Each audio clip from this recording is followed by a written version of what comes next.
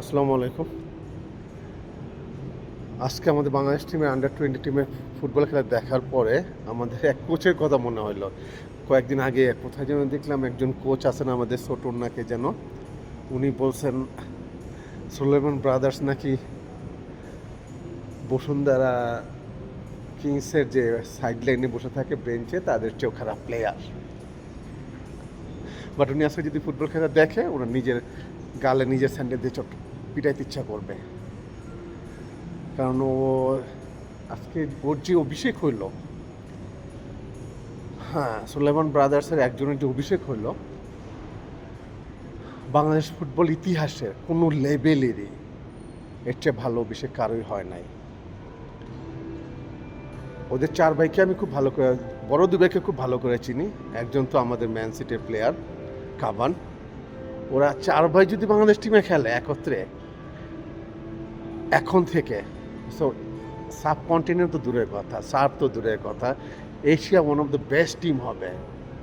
ওদের সাথে আর হামজা আছে আর যারা সিনিয়র কয়েকজন আছে। তো আমাদের দেশের প্রবলেমটা কি, আমাদের দেশে যে কোনো যে লেভেলে যে যেখানেই আসে না কেন, নট অনলি ফুটবল, যে যেখানেই আসে বিদেশিদের বাংলাদেশি মানে প্রবাসী বাংলাদেশিদের টাকায় তারা খাইতে পারবে, চলতে পারবে, সব কিছু করতে পারবে। বাট প্রবাসী বাংলাদেশিরা যদি দেশে এসে কিছু একটা করতে চায় সেটা তাদের সহ্য হবে না। প্রায় 1,20,00,000 মতো বৈধ অবৈধ বাংলাদেশি বিভিন্ন দেশে আসছে অনেক আগে থেকেই। হ্যাঁ, তো এরা যে সাপোর্টটা দেয় দেশে, এই 1,20,00,000 লোক মিনিমাম 6 কোটি লোকরে খাওয়ায় অ্যাভারেজে।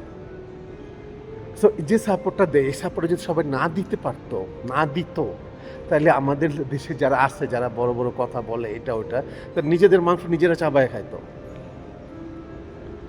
আপনি জাস্ট একটু ক্যালকুলেশন হিসাব করে দেখেন, যদি 6 কোটি মানুষের খাবার যদি বাইরে থেকে না যোগান দেওয়া হয়, আর কিছুই না, অর্থনীতির দূরের কথা হোক, আমি জানি 1,20,00,000 লোক আছে বাংলাদেশে বিভিন্ন জায়গায় বৈধ অবৈধভাবে সব মিলে, এরা মিনিমাম 6 কোটি লোকের খাবার যোগায়। তো এই ব্যাপারটা যখন আসে তখন কোনো সমস্যা নেই, কিন্তু যদি বিদেশ থেকে কেউ আসে, যাই কিছু করতে চায়, এখানে যে যেখানে আসেন ওনরা পণ্ডিতের দল, অশিক্ষিত গরু ছাগলের দল, যে যেখানে আসে সেখানে তাকে নিজে অনেক বড় কিছু মনে করে, যে না আমরা এদের চেয়ে, আমাদের পরিবেশে আমরা এখানে, আমরা এদের চেয়ে অনেক বেশি ভালো বুঝি, ভালো কিছু করতে পারবো, এদের লাগবে না, শুধু এদের টাকাটা লাগবে। রাজনীতিকরণ, ব্যবসায়ীকরণ, ব্যবসাটাও চলতো না। এখন যেখানে যে জায়গায় যান, কেনা বেচা যা হয়, হ্যাঁ, যে আমাদের যে বাইং ক্যাপাসিটিটা বাড়ছে কেন? যদি এই টাকাটা আসাটা ফ্লোটা বন্ধ হয়ে যায়, বাইং ক্যাপাসিটি নিচে নেমে যাবে, তখনই বেচা কেনা সব বন্ধ হয়ে যাবে, ব্যবসা লাটে উঠবে। ওই শেয়ার মার্কেটের গরু ছাগলরা যারা আছে, এই ফুটবল ক্রিকেট যেখানে আছে, তাদের পালাইতে হবে দেশ ছেড়া, নাহলে নিজেদের মাত্র নিজে চাবায় খাইতে হবে।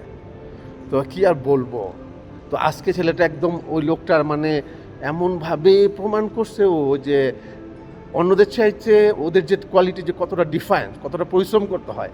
এখানে তো যায় আইসা গল্প করে, কোনো রকম 100 জনের মধ্যে কোনো রকম 1-2 জন বেরোয়, কোনো রকম কিছু পারলেই মানে তারা বিশাল একটা সুপারস্টার হয়ে যায়, 3 দিন পরে পা মাটিতে পড়ে না। বাইরে যারা খেলে বা কোনো কিছু করতে যায় তার টোটালি অনেক পরিশ্রম করতে হয়, অনেক কষ্ট করে একটা লেভেলে আসতে হয়। হ্যাঁ, এই গরু ছাগলের দর তো যায় না, ছোটন নাকি যেন একটা কোচ নাকি, হ্যাঁ এটা কি বুঝলাম না। মানুষ এমন অসভ্য আর এত ইতর কেমনে হয়? একটা ছেলে আমেরিকা থেকে আসছে, ওরা একটা ভালো লেভেলে খেলতেছে, হ্যাঁ, তাদের নিয়ে একদম বাজে মন্তব্য কেমনে করতে পারে? ঠিক আছে, ওরা ট্রায়াল দিছে, ওরা ইয়ে করছে, ভাবনা হলে বলতে পারে যে হ্যাঁ ওরা চেষ্টা করতেছে অন্য কিছু, কিন্তু এইভাবে স্ট্রেট ফরওয়ার্ড কেমনে বলে যে বসুন্ধরার ব্রেঞ্চে ওদের চেয়ে ভালো প্লেয়ার আছে?